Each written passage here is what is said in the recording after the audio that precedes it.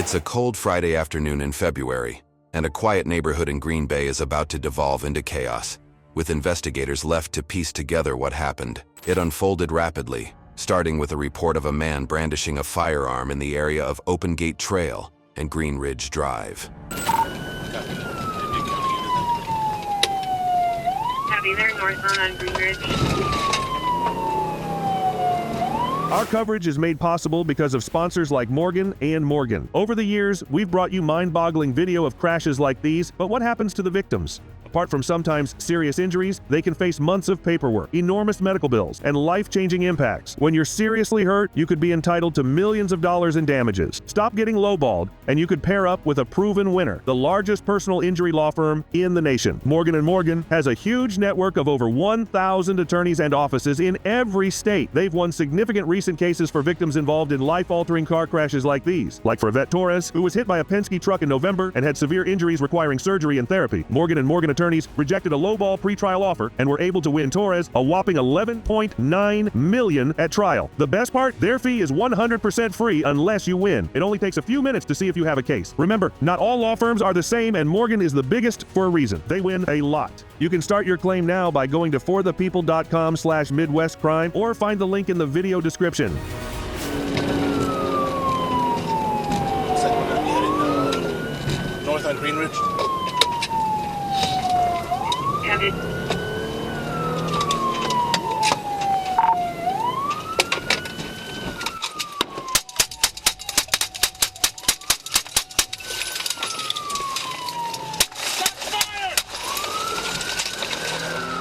Shots fired! Shots fired!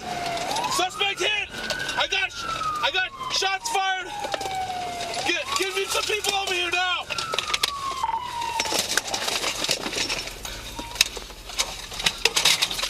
You got county units in the area, send them.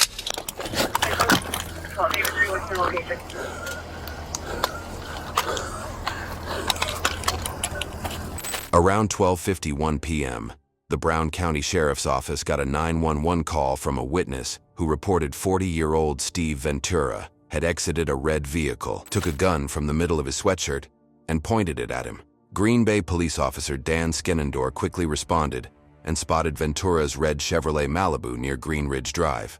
After a short pursuit, Ventura got out of his vehicle and fired shots at Officer Skenendor's squad car, with Skenendor returning fire.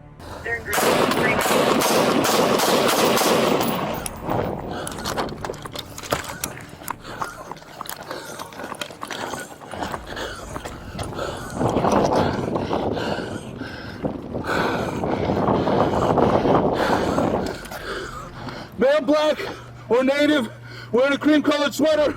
He went in towards the house area. Send me everybody you got. He's still armed. I got no eyes on. He went to the west. Get out of here! Get out of here! The red vehicle is in the middle of the road. Suspect went west of it.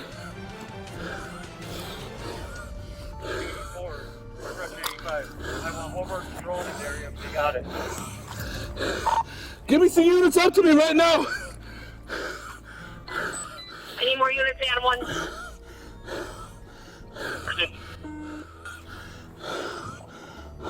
David Razor House. Block off West Mason. The next unit come up here. Block off West Mason and Green Ridge. Don't let any traffic through. The suspect's gonna be anywhere here to the west.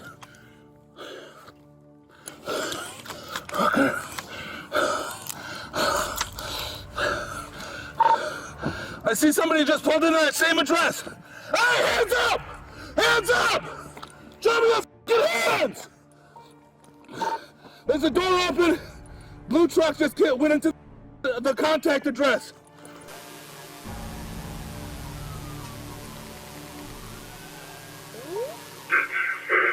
Shots were fired at me, I am okay. I got one behind me. One more unit. Next unit, block that intersection right there. To the south of us. Where are we at? We got a contact address right here. He could be anywhere. Keep an eye out to the right here. I gotta stop here. I got up top. Cover 153. Give me some more units to the west. We got neighbors saying that he might have jumped some fences in the back here. West of us, all the way to Hillcrest. He could have made it to Hillcrest already. Cream-colored sweater, male black or native with dark hair. Yes, he's the one who's shooting at me. I'm okay. I'm good. 12 Bravo 1, I'm going to be to the south. He's gonna be to the west. Hands up! Hands up! It's coming towards me! He went to the west. Backup units from multiple agencies, including the Brown County Sheriff's Office and Wisconsin State Patrol, arrived to assist. Ventura was still armed and displaying erratic behavior. Officers reported hearing screams from a woman later determined to be Ventura's girlfriend, who lived at a residence just to the west of where he had stopped in the street.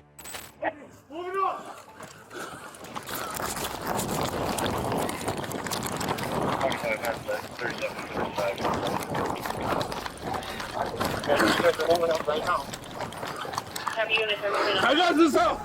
I got down here.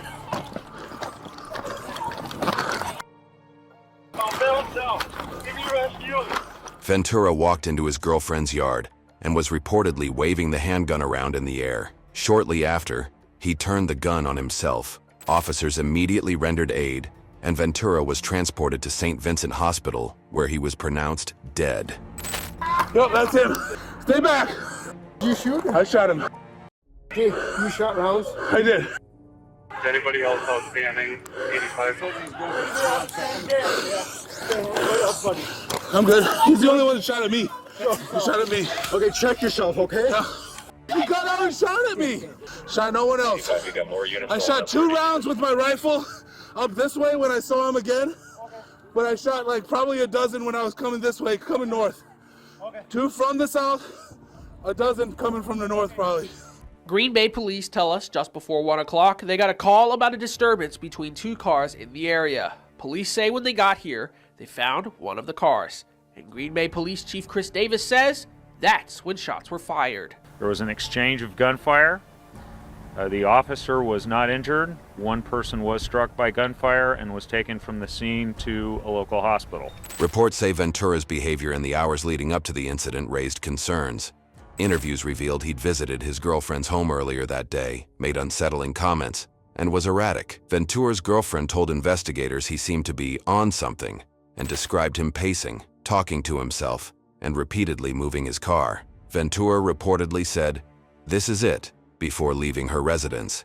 Investigators learned he had a history of mental health struggles and substance use. Investigators say officers responded to a weapons violations call, and Officer Dan Skenador found a vehicle believed to be involved. That's when authorities say 40-year-old Steve Ventura fired his weapon, and Officer Skenador fired back. First alert update, no charges will be filed in a Green Bay officer-involved shooting. That's according to the Wisconsin Department of Justice. 1 person died in the shooting, which happened last February. Officer Skenador's actions were found to be justified, with the district attorney saying the immediate threat posed by Ventura left him with no choice but to respond with deadly force.